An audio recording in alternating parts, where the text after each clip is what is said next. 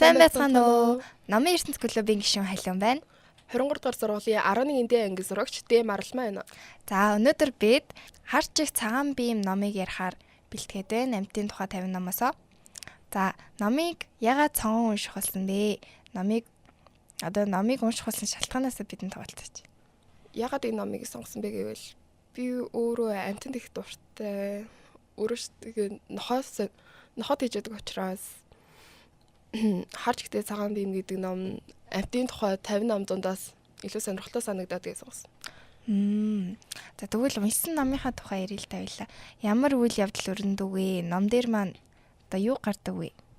Номын гол үйл явдал гэх юм бол манай харж ихтэй цагааныхаа бием маань эзэн нь хүнд өвчнөө холмоос Москва руу хаглаанд орохоор явдаг.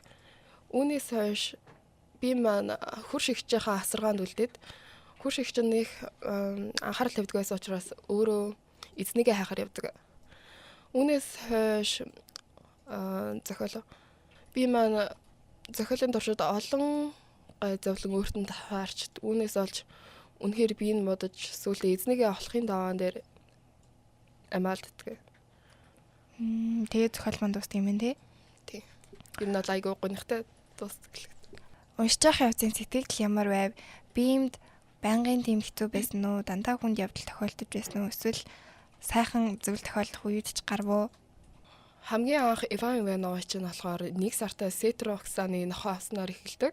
Түүнийг 4 нас хүртэл нь яг байнгын хамт байж асаргаанд нь асарч хамтжсэн. Тэр хүртэл бием маань үнэхээр зовлон үзээгүй, үнэхээр сайхан амьдарч байсан.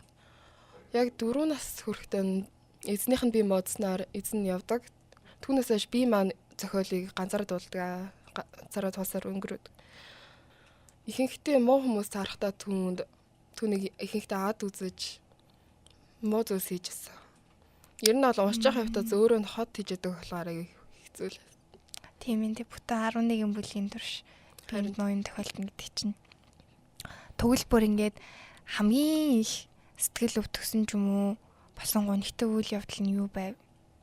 Түүнийг 3 хоног машинд нь хордог. Ямар ч хоол ус үгүйгээр тэгж яхад биемийн маань чадал байхгүй болоод ямар ч зүхтаж гарах чадал байхгүй болоод машин дотроо амьсгаа ураадаг. Харин Иван Иванович эцэст нь нохоогоо олоод ирдэг ч гэсэн нохоо амьсгаа ураацсан. Яг тэр үед өвөл болж исэн юм. Биемийн хоншуур дээр нь ингээд 2 цас бодож унсан ч гэсэн хайлаагүй. За одоо ингээд номын маань гол дүр бием штэ. Биемийн дүрээр зохиолж юу илэрхийлэхийг зорьсон гэж бодож байна. Нохооны үед эзэн амьдрал нь хахад харин хүний хувьд яг юу амьдралын үндэс нь байсан бэ? Байх вэ гэдэг эргцүүлэмж бол үлдсэн. Биемд одоо ингээд эзний хайж байгаа хавцад нь шинэ эзэн таарсан уу? Зохиолын явцад бие маань 2-3 удаа эзэнд амждаг. Гэхдээ удаан хугацаагаар байгаагүй. Зарим түүнийг удаалгүй зараад эсвэл алга болгоод ойруу анд явж ингээд түүнийг үгэнд нь орсонгүйгээд зохиол задаад үнэхээр хэцүү л. Үнэхээр яг Иван Иванович шиг харилсан эзэн бол байгаагүй. Тэгэхээр бием бол анхнаасаа л эзнийгээ явсны дараа эзнийгээ хайж одоо хуршуусоо явсан байдаг шүү дээ. Тэгээд тэгж явах хугацаанд таарсан эзэдүүдтэйгээ хэрхэн харьцаж Иван Ивановичтэй байсан шигээ сайхан харилцаатай байж чадсан болов уу? Яг жинхэнэ эзэн шигээ байж чадаагүй. Уг нь зохиолын гол дүр бием маань үнэхээр сайн ухаантай нохоо хүний хэлсэн үгийг маш сайн ойлгодог. Тэрээр хүмүүс өөрт нь муу хандахгүй бол үнэхээр сайн хүмүүс л гэж боддог. Харин хүмүүс түнд муу зүйл хийгээд эхлээд болохгүй юм байна да холдъё гэд өөрөө зүүн совингоор бас бодчихсон. Хот юм бас нэлээд ухаантай юмтай шүү дээ, тийм ээ. За тэгвэл энэ хүн номоос бид нар нохооны дүрээс ч юм уу, шинэ эзэдүүдийнхэн дүрээс ч юм уу, хүний ингээд ёс суртахуун амьтдаа хэрхэн харьцаж байгааг нь одоо харж болох нь шүү дээ. Тэгвэл одоо ингээд хүмүүст өгөх сануулга аль эсвэл амьтдаа хэрхэн харьцах талаар номоос ямар сургамж авч болох вэ? Нэмээд чи одоо өөрөө ингээд амьтанд хийжэдэг гэсэн шүү дээ. Тэгэхээр хүмүүст бас ямар зөвлөгөө өгмөр юм? Зүгээр өөрийнхөө хүсэлтэд автаж нохоод хийжээж, амьтанд хийжээж юусоо болохгүй. Яг өөрийгөө хариуцлагаа хүлээх чадамжтай гэж бүрэн итгэжсэн цагтаа л амтан цэжих хэрэгтэй гэж боддог. Хэрв зохиолыг уншиж байгаа явцад ч юм уу ингээд сэтгэл амир өвтгсөн гэхээр ер нь бол амир гүнзгий мэдэрсүүлсэн гэсэн үг штэ. Уншиж байгаа явцад ингээд бием туслах боломж олцсон бол одоо яг юу хийх байсан бэ? Зохиолын эзнийг нь Москвагаас ирэх хүртэл нохотоо хамт асрах ч юм уу. Ядаж тийш нь хаяад очиж биемийг хооллож асарч унталж явах гэсэн. Тэгсэн бол яриа л дээр тийм ээ. Эзэн хайгаад болоод ирдэг штэ.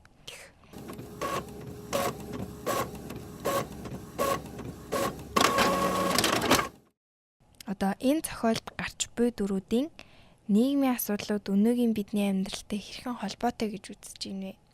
Ном дээр гардаг шиг үйл явдлууд бодит амьдрал дээр болдог уу? Яг зохиол 1950-60-аад оны үед өрнөдөг. Зөвлөлтийн зүйл холбоотой өрнөдөг. Тэр үед гудамжаар эзэнгүү нохоо мөр яхад хүмүүс маш ихээр ад үздэг байсан. Яг одоо үед ийм зүйл яхад бол хүмүүс нэг тоохгүй. Одоо үед ер нь бол хүмүүс хамаагүй ихээр амтанд дэждэг болсон. Амтанд илүү хайртай болсон гэж бодож байна. Гэтэ одоо ажиглаад байхад ер нь ахмад насны хүмүүс илүү нохоо морыг ад үздэг, илүү дургүй байдаг гэж. Тийм тий. Тийм. Ингээд үед залуужих тусмаа илүү амтанд хайртай, амтанд хийжих хүсэлтэй болоод байгаа тийм хүмүүс. Тийм ер нь. Саяхан бас нэр амтны тухай хууль батлагдсан. Тэр нь ер нь залуучууд айгүй их үр гүйцэтгэсэн баг гэж бодож байна.